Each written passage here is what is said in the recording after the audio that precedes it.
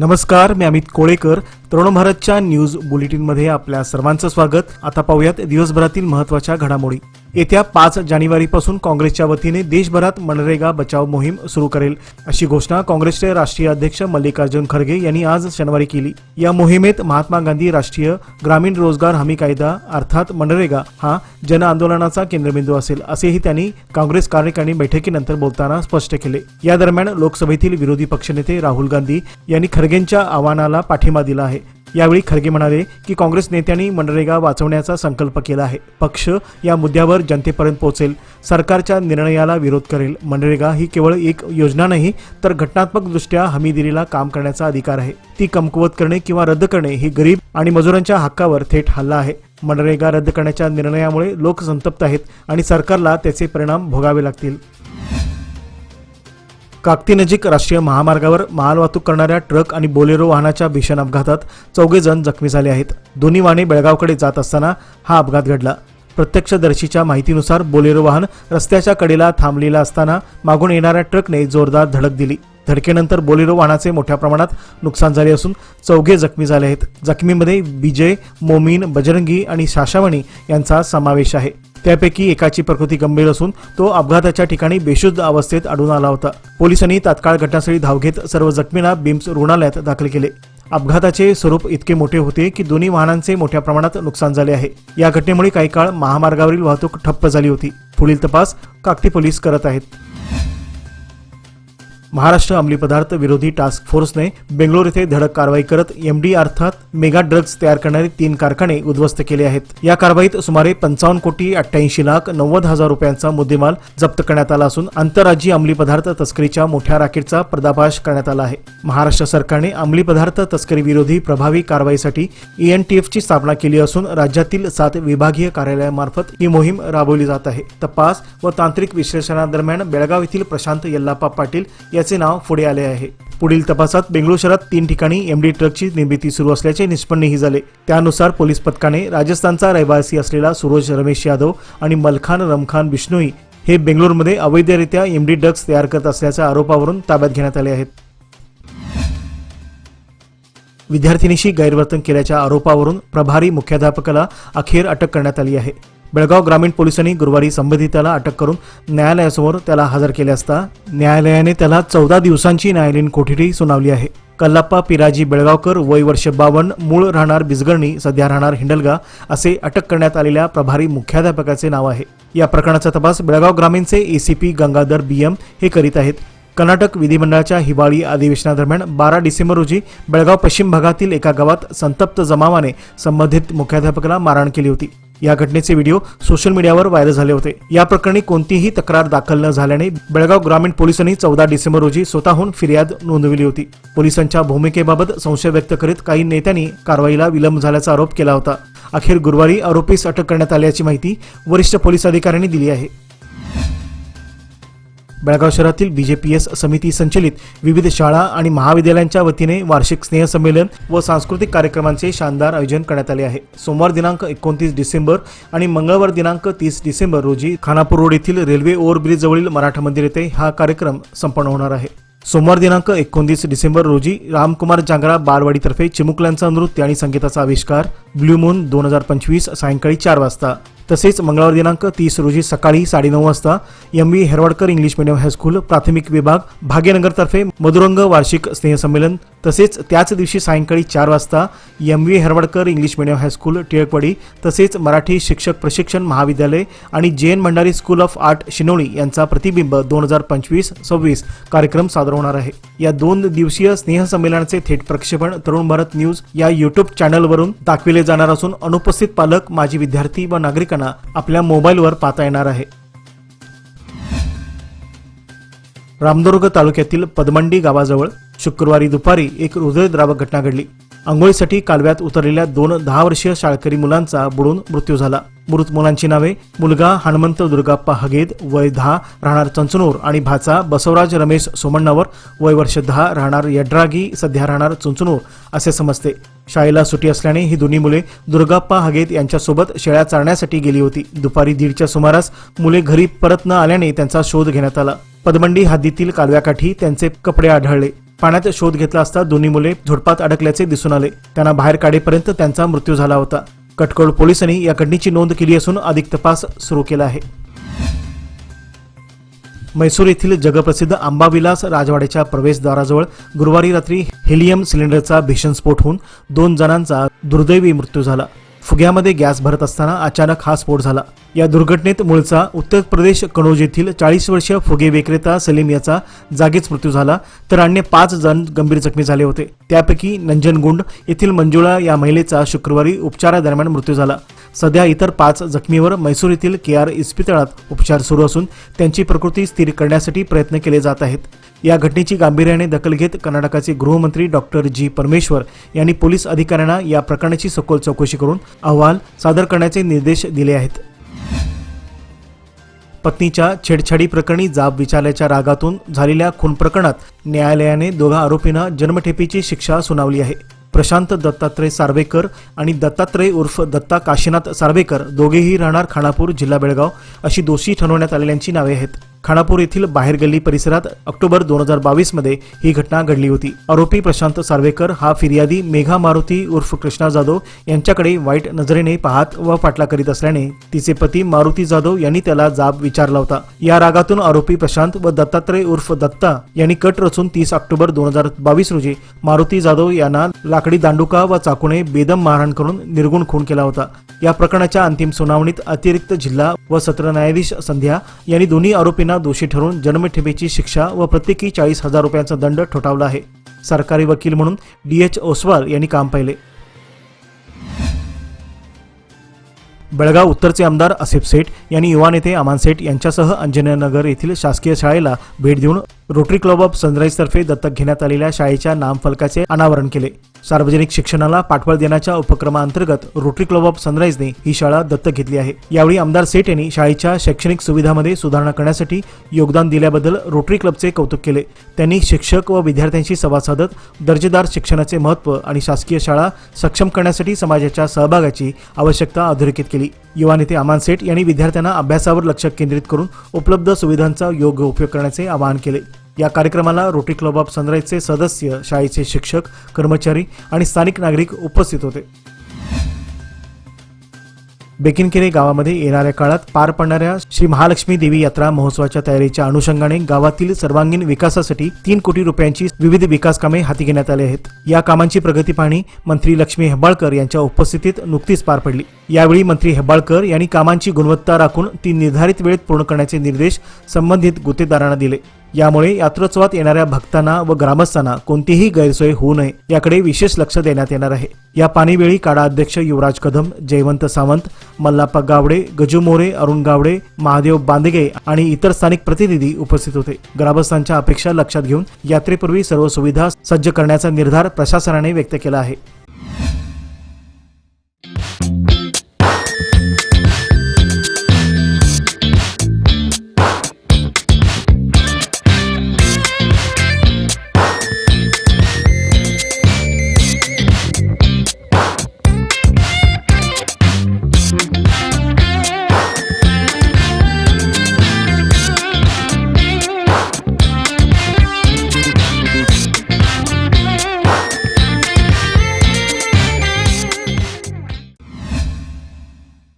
खादरवाडी येथील सरकारी पूर्ण प्राथमिक मराठी शाळेत आयोजित पालक मेळावा आणि शाळेला मिळालेल्या आदर्श पुरस्कार कार्यक्रमाला दीप प्रज्वलनाने सुरुवात करण्यात आली. शाळेच्या प्रगतीतील महत्त्वाच्या टप्प्याचे हे औचित्य साजरे करण्यात आले. कार्यक्रमाचे उद्घाटन MA समिती नेते RM चौगुले, उद्योजक रमेश पाटील, उत्तम पाटील, रमेश मळवी, शंकर सांबरेकर, परशुराम गोरल यांच्या प्रमुख उपस्थितीत पार पडले. यावेळी शाळेच्या यशस्वी वाटचालीसाठी शिक्षक, विद्यार्थी आणि पालक यांनी दिलेल्या योगदानाबद्दल गौरवण्यात आले.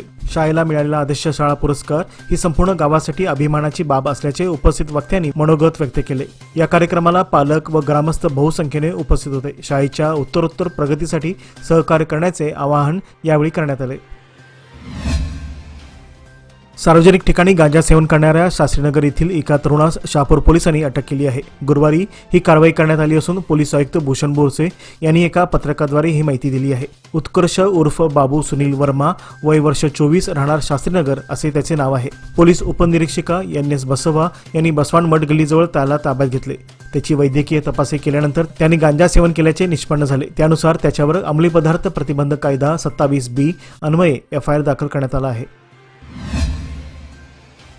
खानापूर शहरातून जाणाऱ्या शहरांतर्गत महामार्गाच्या कामाला उच्च न्यायालयाने स्थगिती दिली आहे. मासळी मार्केट परिसरातील शेतकऱ्यांच्या जमिनीचे रीतसर भूसंपादन न करता रस्ता काम हाती घेण्यात आल्याचा मुद्दा उपस्थित करून राहुल सावंत व अन्य 9 शेतकऱ्यांनी उच्च न्यायालयाच्या धारवाड खंडपीठात याचिका दाखल केली होती. या याचिकेवरील सुनावणीत न्यायमूर्ती हेमलता यांच्या खंडपीठाने शेतकऱ्यांच्या खासगी जमिनीत सुरू असलेल्या कामाला तात्काळ स्थगिती दिली. शिवस्मारक चौक ते मलप्रभा नदीपर्यंतचा रस्ता खासगी जमिनीतून जात असून या कामासाठी अद्याप भूसंपादनाची कोणतीही प्रक्रिया राबवण्यात आली नाही. जुना रस्ता दुरुस्तीच्या नावाखाली नव्या रस्त्याचे रुंदीकरण करताना शेतजमिनीत बेकायदेशीर अतिक्रमण झाल्याचा आरोप शेतकऱ्यांनी केला आहे. संपूर्ण रस्ता कामासाठी कायदेशीर भूसंपादन प्रक्रिया राबवून शेतकऱ्यांना योग्य मोबदला देण्याची मागणी याचिकाकर्त्यांनी केली आहे. शहर व उपनगरात मद्यधुंद अवस्थेत वाहन चालवणाऱ्या चालकाविरोधात वाहतूक पोलिसांनी 5 दिवसांची विशेष मोहीम राबवली. या मोहिमेत एकूण 57 मद्यधुंद चालकावर कारवाई करण्यात आली आहे. पोलीस आयुक्त भूषण बोरसे यांनी दिलेल्या माहितीनुसार राज्य पोलीस मुख्यालय व रस्ते सुरक्षा समितीच्या सूचनेनुसार 22 डिसेंबरपर्यंत ही कारवाई करण्यात आली. तपासणी दरम्यान वाहन चालकांना अडवून मद्यप्राशन चाचणी घेण्यात आली असून नशेत वाहन चालवत असल्याचे आढळल्याने चालकाविरोधात कायदेशीर कारवाई करण्यात आली. पोलीस आयुक्तांनी यावेळी स्पष्ट केले की ही मोहीम रस्ते अपघात रोखण्यासाठी व नागरिकांच्या सुरक्षेसाठी अशी कारवाई सातत्याने सुरू राहणार आहे. नागरिकांनी जबाबदारीने वाहन चालवावे व मद्यधुंद अवस्थेत वाहन चालवू नये असे आवाहन पोलिसांकडून करण्यात आले आहे.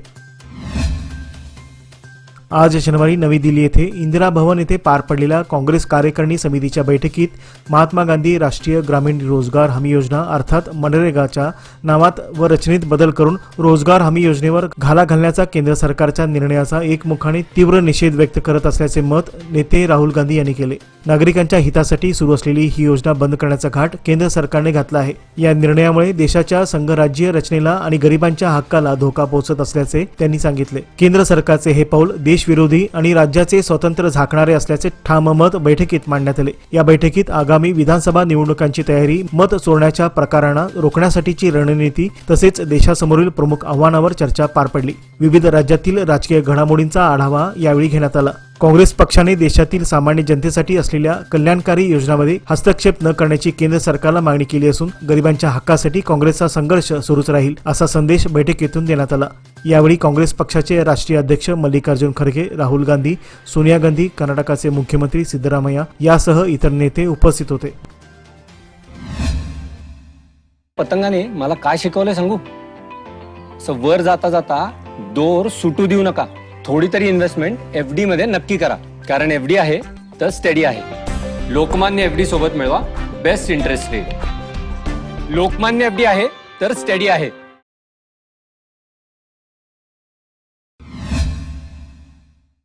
सांब्रा येथे महात्मा फुले गल्ली, छत्रपती शिवाजी महाराज चौक येथील श्री मनमुक्ताई मंदिरासमोर आयोजित महाप्रसादाचा शुक्रवारी हजारो भाविकांनी लाभ घेतला. प्रारंभी पहाटे मंदिरात दुग्धाभिषेक व विधिवत पूजन करण्यात आले.